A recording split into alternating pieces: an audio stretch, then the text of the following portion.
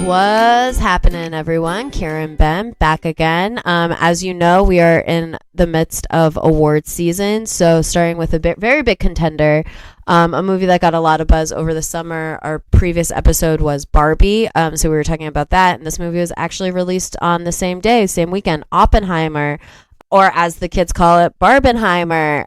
So really funny, two very different, like tonally different films. Oppenheimer, obviously following the life of Oppenheimer and him creating the atomic bomb and doing the Trinity test and kind of everything that happened after that. Directed by Christopher Nolan, starring Cillian Murphy and a bunch of, this had an even bigger cast than Barbie. We were talking about how big the Barbie cast was. This cast is even bigger. Ben, tell me about your history with the film. Okay, again, I work a lot, so I didn't know anything about this movie coming out or anything. And people were like, "Oh my god, it was one of the best movies I've ever seen in my life. You have to see this movie. It's phenomenal. It's going to make you like sit in your chair, and it doesn't seem like it's 2.5 hours long. It's almost 3 hours. Actually, Yeah. I think it's over 3 hours long. Yeah, so I was excited. I was like, "Oh, this sounds great." And the concept of it really fascinated me because the guy who created the atomic bomb. I mean, good God. I mean, what kind of genius is this? And I didn't like it. Okay, so I cannot wait to talk about that with you. So I saw Oppenheimer. So actually, if you listen to our Barbie episode, know that I was at Barbie for the weekend premiere. What I did not mention, because I was going to reveal it in this episode, was that I actually also went to Oppenheimer that night. So I saw both in one night. I saw Barbie first and then Oppenheimer second. And when I walked away from that double feature, I was like, wow, I did like Barbie more. Looking back at it, I think I like them both the same. You were all pinked out at Oppenheimer? No, I actually brought a change of clothes. It was actually very funny.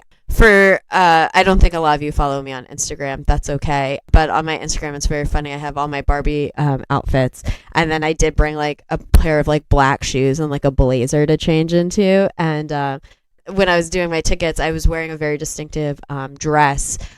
So I go to a lot of AMC theaters. Have you ever been to the AMC theater? Oh, yeah.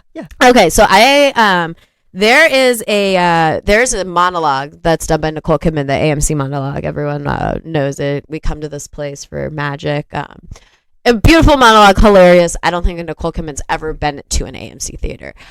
There is money talks. Money does talk. There is a clothing company out in California. It is called Fashion Brand Company. Shout out them. They are one of my favorite clothing designers ever. They created a dress that is that monologue bedazzled, the whole monologue. So I bought it, obviously, and then they actually had to discontinue it because AMC said this is copyright infringement. So I have one of the only few dresses that were made of it. She will sell it for $1 million. I will actually never sell it. This dress has now become priceless to me. But nice. I wore this dress to Barbie, so I'm wearing it to Barbie. I'm all decked out. Very hilarious, very fun. I then change into my blazer and my boring shoes. And as I'm giving the tickets to the girl, she goes, another girl had that same dress earlier today. And I go, funny story. I'm actually that same girl, just with a different jacket. And she was like, amazing. Very funny. But our Oppenheimer, very long, 3 hours long. Cillian Murphy, incredible. He's doing a great job. He's winning a lot of the awards. Well deserved. I think what he does the best is he kind of has these like eyes of torment and kind of like, I thought that was one of the most interesting parts about Oppenheimer is how what he did eats at him. Oh, 100%. I mean, you basically made a weapon that not just it obliterated people. Like, it didn't just kill them; it made them ash.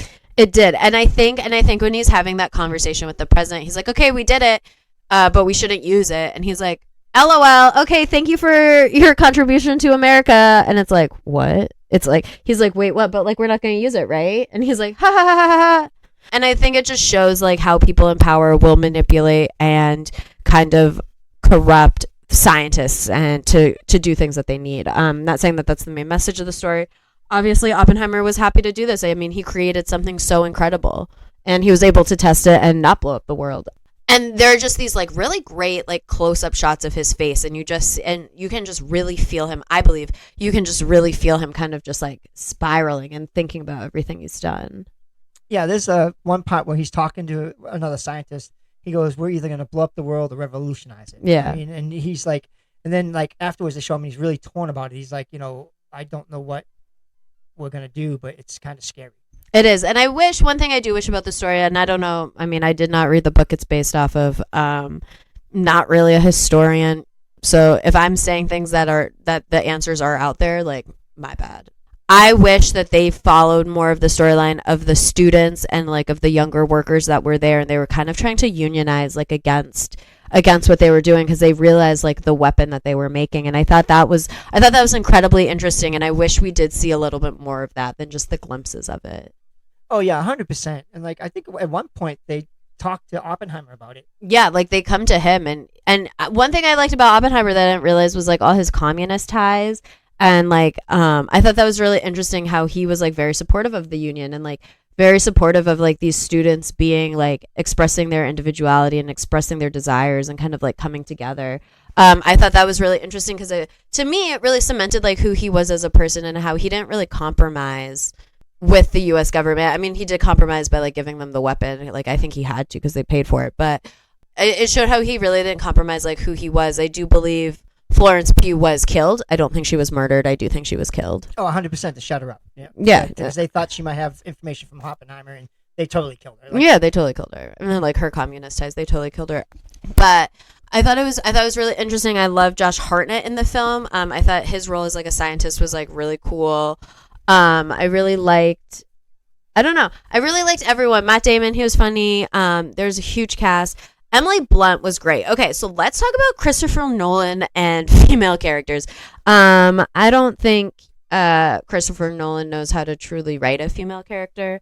I've never seen like maybe Anne Hathaway in Interstellar, but I don't. Did he write that? I don't know. Christopher Nolan and women. I've never seen a movie by Christopher Nolan where two women talk to each other. I think that's incredibly interesting. I'll tell you, there's two women in this movie and they don't talk to each other. Yeah, it's the whole thing with the Russian thing.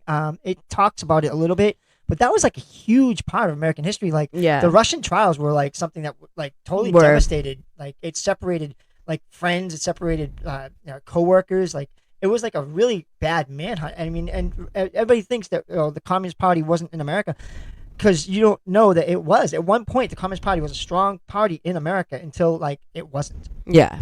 I mean, that makes sense to me. Okay.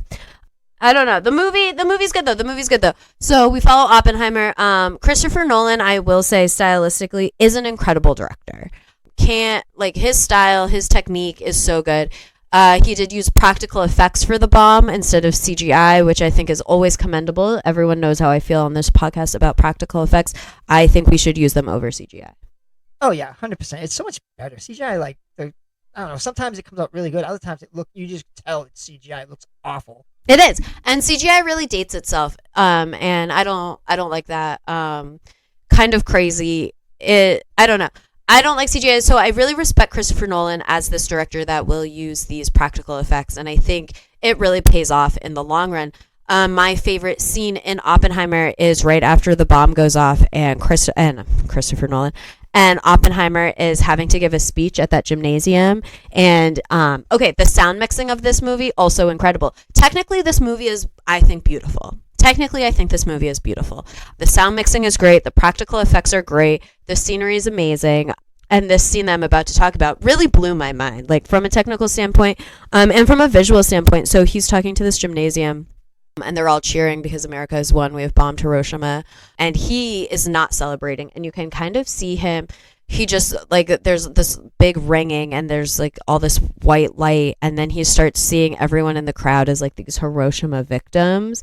And it is a haunting scene. Haunting. And it is so technically well done. I thought it was beautiful. To me, like, if I had to pinpoint a part of the movie that I like the most, I would say it was that part. Yeah, Hiroshima and Nagasaki, the effects of those bombings are still today. Oh, still today. I mean, so like, when I watched that part, I was like, yeah, if that really happened to Oppenheimer, I totally can relate to this because he must have felt, even though he created this awesome, like, atomic bomb, but to know that it was used to wipe out thousands. I think there's one part when they actually say to him, when he's in trial, They said, "Did you know it wiped out X amount of people?" And he was like, "I didn't intend for it to do that." Yeah.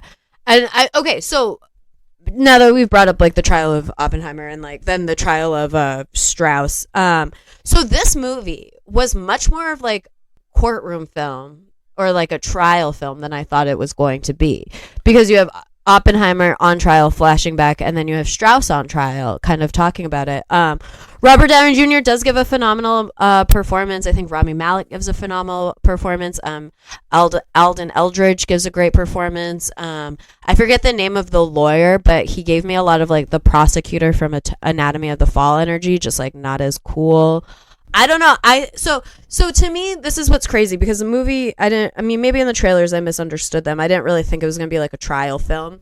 So I was assuming that the Trinity test would happen and then the movie would like kind of end maybe in like 20 minutes. There was like an hour and a half still after that, and I was like, jeez Louise. Yeah, 100%. Like we were talking off mic, and I said this movie could have been totally dwindled down to under these 2.5 hours, and I would not have been upset. I would not have been upset. So one thing that is really funny was all the scenes where they're like riding horses. So like I had said, I had seen this movie right after Barbie, and the line that Ryan Gosling says when he's like, "Oh, I like the patriarchy more," when I thought it was all about horses, that line just kept like repeating through my head every time they were in like Los Alamos or wherever they were, just like effing riding horses. I was like, are you guys kidding me? Are you kidding me? But the scenery, beautiful. I thought it was really interesting to show like what a strong, like, because to me, like Emily Blunt's character, Kitty, his wife, I thought she was an incredibly interesting character. How she kind of like stood by him and was like, "This is what you got to do. Like, you got to pull yourself together." Like even after like the death of his mistress, Florence Pugh. I thought it was really interesting, like how she like kind of like pulled him out of that place. Like, okay, so when she finds him after he's like riding his horse, like, and he's like out in the snow, kind of just like sitting there, do you think he was just gonna like let himself die there? Oh, 100%. Okay, me too. I think he had given up. Yeah, okay, me too. Which also I hated. Like you're gonna kill yourself by just like sitting out in the effing snow. Whatever. Well, I thought it was like remember how like the cutscene where he saw like all the white and the death of the bodies. Mm-hmm. I think for him to be out in the snow was his way of being covered in white and just like being okay. So like it was like more of like a metaphoric way to die. I don't know. That could be me. I could be wrong. I could be wrong. So okay, I get that. Okay, I thought she died before the Trinity test. Did she? I mean, the movie's 3 hours. I have no idea. I thought they killed her before the Trinity test, and then he finished in the tub, right? I said, in the tub. In the tub. I could be wrong. I mean, I will say I do like how that scene is filmed, because you see the hands there and then you see him gone, and it's like, did she kill? Because like it's actually, her death is still up in the air as if she was murdered or killed herself, and I do believe that she was murdered. Yeah. You can watch the movie, but like if you think about like the way governments work, and I'm sorry, I'm not trying to smash governments, but it's true. If they think that you're a threat, you will be gone. You will be gone. And she was a threat, and he was kind of a threat, and I think that's why they try to strip him of his status. I thought it was interesting to see all the people that testified against him, most specifically Benny Safdie's character. And I liked how at the end, Emily Blunt did not shake his hand, like when he's getting the Lifetime Achievement Award, like in the future, and Emily Blunt like does not shake Benny Safdie's hand, and she's like, I know what you did. I thought she was a real one for that. I mean, she was a real one all throughout it, but she especially for that. Yeah, I liked when she was like, do something. Stop sitting there. And say something. She's like, this is our life. She's like, it's not just your life, it's our life. She's like, if you don't fight for us, who will? Yeah, and I really liked that. And I thought she was a great character. Wish she had more screen time. Let's talk about Robert Downey Jr.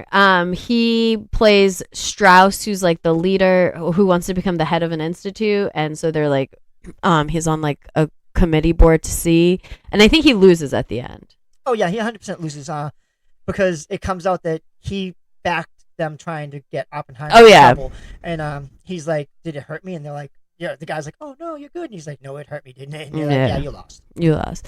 I thought he was really interesting because he was like, he thought everything was like about him, and like literally nothing was about him. So he had this like petty vendetta for nothing. And I think it kind of shows how like insecure we can be. And if we just maybe, I don't know, had a conversation instead of trying to undermine and ruin people, maybe life would be different. Yeah, I think a lot of people for no reason feel slighted by someone else, but it's actually nothing. but in their mind they make it up where the person's trying to get them. Yeah. And it's really like not. And in this movie, it's 100% not. Oppenheimer doesn't care about this guy. He's not trying to hurt this guy. Oppenheimer's just doing what he thinks is best. Oppenheimer is so consumed with guilt of what he's done that this man means literally nothing to him, and this man thinks that he is his whole life. Like he's like, I don't know, and I think that's really interesting because it comes from insecurity and ego, right? And I think Robert Downey Jr. really portrays that in like a professionally competitive setting. So I thought that was interesting. The Einstein part, very cool, phenomenal. She did an edit where she cut together the scene from Euphoria where Cassie is getting blown off by Nate, and the scene where Robert Downey Jr. is getting blown off by Einstein, and it's like the same scene, like visually. It's so funny. I think I like that more than I liked all of Oppenheimer. Yeah, I really enjoyed the conversation between Oppenheimer and Einstein. Oh, it was good. Yeah, I like that because in my mind, I'm like, here are these two absolute geniuses standing together and talking and having this in-depth conversation about like what it means to be famous in the science community. Yeah. And I thought that was really great. And I wish it was longer. Like there's a part. I'm not religious. I just want to say this. There's a part in the Bible where it's supposed to be Jesus meets the devil and they're talking, and it's like not even a paragraph. And I'm like, wait a minute. You have the Son of God talking to the devil, and you don't even do a paragraph. And then in Oppenheimer, I was like, wait a minute, you have Einstein and you have Oppenheimer, and you're not gonna have this like really long conversation. You're just gonna have like a little thing where he's like, this is what it means to be famous. Like what? No, get more in depth. I want to do this. But I think that was like because like it's kind of implied that they have like this like long standing kind of like respectful friendship of like professional like professionalism, like I don't know.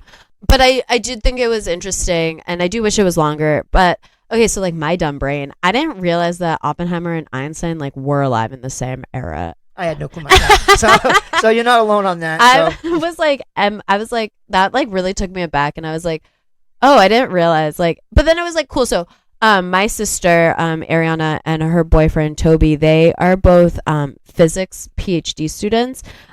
So they really enjoyed the film, like, and I think they got a lot more out of it because of all the little scientists that were in there and all the little theories and formulas that were coming out. Like I was talking to them and they're like, isn't it so cool to see da da da and da da da and da da da? And I was like, the side characters, okay. Like, you know what I'm saying? Like, so I think too, like different, like a lot of, like you can get a lot of different things out of this film. Like I obviously didn't know any of that going into it, and they did. Yeah, I like movies that talk about history a lot because like they talk about people that like might not be forefronted in our minds. Like that's why I liked Hamilton, because they talked about other people that were in that era besides Washington and and Hamilton and Jefferson. They talked about other characters that were there, like Madison and I like that, Monroe, because you don't see a lot about those people. So the same thing with Oppenheimer, these scientists that like are overlooked for their contributions because people think nothing of them because they don't know about them. To have them in there was kind of cool. Yeah, absolutely. And I thought it was cool. I thought the movie was well done and it was well acted, because here's the thing. Christopher Nolan is a good director. So he's gonna put out a good movie. So it is like visually amazing, stylistically flawless. Maybe not flawless because it was a little long. I mean, we talked about that. The set's beautiful. The practical effects are incredible. It's like my favorite part of the movie. And I think that's like one of the things that really stands out to me, especially in this, as I always say, CGI world. We need practical effects. And I was actually just reading an article. This could be a little side tangent. I was actually just reading an article about they're doing a Beetlejuice 2, and Michael Keaton. I knew that. Yeah, and Michael Keaton was really saying like how he's really pushing for them to stay away from CGI, because Tim Burton did all practical effects in the first one, and I think that's what makes it so great, and I think that's what they need to do in the second one. Yeah, I'm always quoting Beetlejuice or I love Beetlejuice. Or singing "Shake, Shake, Shake, Shannara." I love Beetlejuice, and like I can't wait for this if it's done right. And I think Michael Keaton's pushing that. That's all I have. A quick little quib about practical effects. We will get back to Oppenheimer though. So. Oppenheimer, up for all these Oscars. I do believe Cillian Murphy should, or Cillian? I think it's Cillian. Okay, I don't know. I'm so sorry, you guys, and I don't want to mispronounce his name because I love him so much. He just won the BAFTA for this role, and he deserves it. I think too it's like, okay, so what does great acting mean to you? Like, is it like when you have like these really long, like kind of dramatic, yelly, crying speeches? Or is it more like when you have these kind of like smaller, nuanced performances where you really see the actors kind of portraying things like with their bodies and with their faces and like how they're okay, so I think it's Killian. But I think so it's like I think he's deserving of this best actor, because I think like in those scenes that we were talking about where he's really just kind of breaking down is when his acting really shines. Yeah, and like we were talking off mic again. We talk a lot off. We talk a lot. And I was just saying, like, for me, one of the parts I didn't like was the fact they do a lot of flashbacks. But when they do the flashbacks, they never let him be younger. Like, he looks the same as he does in every single scene. So that was driving me crazy. I'm like, wait a minute, where are we? Because it made me get lost in the movie. I was like, well, where are we? What century are we in? He looks exactly the same, except at the very end, and they put like a little gray highlights on his hair, and I was like, that's what you're going with? Yeah. I was like, really? I'm like, hold on, the whole thing. You're doing flashbacks. You couldn't make him look younger, but at the very end, you're gonna put a little gray on his temples and be like, okay, here he is. I'm like, stop that. I know, that was crazy. And like they make Emily Blunt look wicked old. They give her like age spots and like all this other stuff, and I'm like, okay, come on, like Christopher Nolan, I get it. You don't know how to write a woman or do her makeup. Like, I don't know. I thought that was interesting. But yeah, he really does look the same throughout the whole thing. But I liked him as a person and as a character, because he did seem to have like a lot of integrity, and he did seem to be very smart, and it did seem like he was very capable. So I really did like everything that he kind of represented in the film. Yeah, and like the jump back scenes for me weren't bad. Like there was a lot of them, but it made sense kind of. Like it was like he would be thinking, and his thoughts, of course, he projects them into the actual what's going on. So I got that. I was like, all right, I get it. It's a flat. There was a lot of jump back scenes. Like, and I was like, well, okay, where are we right now? I was like, oh, okay, we're in the past. I'm like, oh, okay. So that was kind of aggravating, but it didn't take away from the movie. I got the whole thing, because you have to think about the past because you're in the future. Like, and I mean, he's like on trial, like recounting like what's going on. Yeah. But did it need to be 2.5, almost 3 hours long? No, I don't think it did. I don't care. People can say, oh, it needed. No, it didn't. It didn't need to be that long. It didn't need to be that long. It was incredibly long. It was incredibly long, but like, like watch it. My dad, I was just talking to my dad because I was talking to him on my way here, and we were talking, and he was saying that there is a documentary that just came out about Einstein, and they say to watch that and then follow it up with Oppenheimer, because they say it's a really good double feature. So I thought that was interesting. I mean, I don't know if I could take that many science movies, but to each your own. Yeah, I one of the things I've always thought fascinating was, like, I don't know how true it is, but they said that Einstein couldn't believe that 1 and 1 was 2. Like, to him, that was not feasible. So, like, would it be his brilliance, like, believing, like, it had to be different? I mean, I don't know. It was weird for me. Yeah, that is weird. But see, here's the thing. Like, I was having this conversation the other day, and I was talking, and we were saying, like, I feel like I'm pretty smart. Like, I'm a pretty smart person. But I actually don't know how some things work, like gravity. You can explain it to me. I do not understand it. Parts of the science of this movie, you can explain it to me, and I still don't understand it. Listen, I get confused as how electricity doesn't shoot out sockets. So I'm so sorry. There are some things where I'm just like, magic. Like, don't ask me how it works. It actually doesn't work. It just happens. Birds flying. I saw this thing, and I don't know if it's like true or not, but it was saying that birds actually don't need to flap their wings to fly. They just do that to not freak out humans. And I was like, first of all, how are birds cognizant enough to know human emotion? Okay. Like, that doesn't make sense to me. And also, that's kind of cool. Like, if I didn't have to flap, like, I have to pretend to do more work to fly? Ridiculous. Yeah, like, there's a lot of things in life that I'll never understand. Like, I'll never understand how we keep on venturing into space, but we don't venture into the ocean, which is probably like the one thing in the world that no one knows anything about. Oh my God, the ocean. Okay, so let me ask you this question, because I love to ask this question. What are you more afraid of, space or the ocean? Sharks. Yeah, the ocean. The ocean is so much scarier than space. 10 out of 10 times. Yes, thank you. Thank you. Me and Kim watch like House Hunters. Oh my God. And it's always like in the Caribbean or something like that. And first thing Kim will say is like, yeah, you're not going to move that because you're not going in the water. And I'm like, sharks. Sharks. Sharks. Listen, because I don't want to be eaten. It's painful. And they could eat you. Right? So no. And like with Oppenheimer, like he became the beast. I mean, he became the monster he didn't want to become. I mean, like, and you could see it in the movie because he's like torn for what he's done. Like he didn't never intended for this to be the devastating weapon it was, and when it killed all those people, like it devastated him. I mean, and then I don't think that's why he didn't fight at the trial. I think he was just like because he had his own guilt that he was working through. And then, absolutely. And I didn't realize how quickly like the atomic bomb was created, and then right into the nuclear. Oh yeah. I was like, what? That's that fast, and that he had a part in the nuclear situation, and like his paper like that he wrote was like banned because it was against them using the nuclear. I didn't know any of this, so like it opened my eyes to a lot of things. So I thought that was kind of interesting because I love history, so I was like enthralled with that. But like I said, there was a lot of parts that couldn't have been in the movie that I didn't need to see. Could have dwindled it down to at least maybe 2 hours. I would have been like, oh okay, but almost 3. I was like, okay, this is really long. This is getting ridiculous.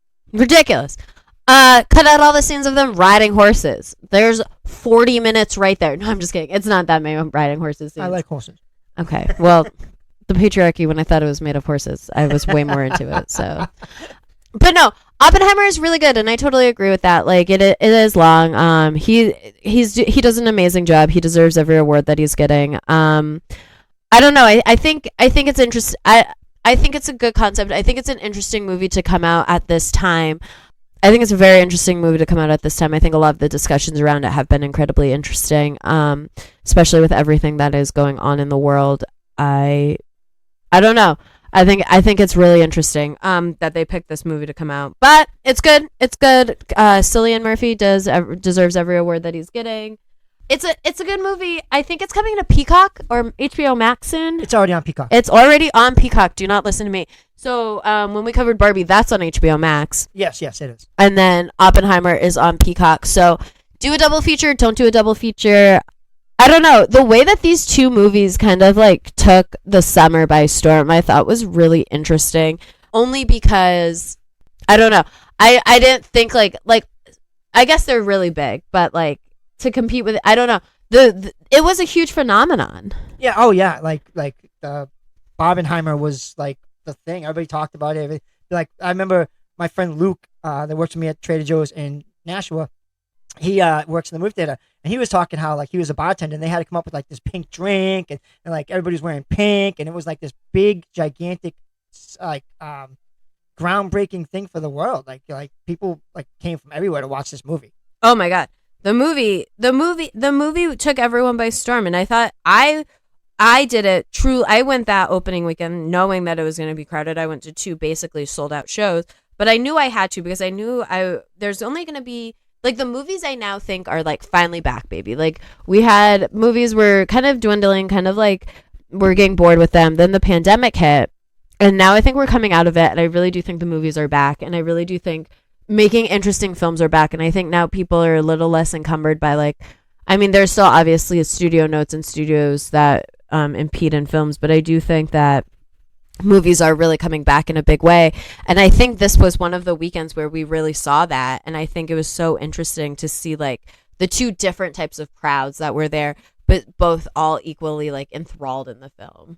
Yeah, and that for me that was amazing because I like originality. Like I'm kind of depressed because they're remaking Roadhouse and they're remaking Twister, and I'm like, why? So I don't think they're remaking Twister. I think they're just doing Twister again. It's called Twisters. It doesn't look like they're trying to really.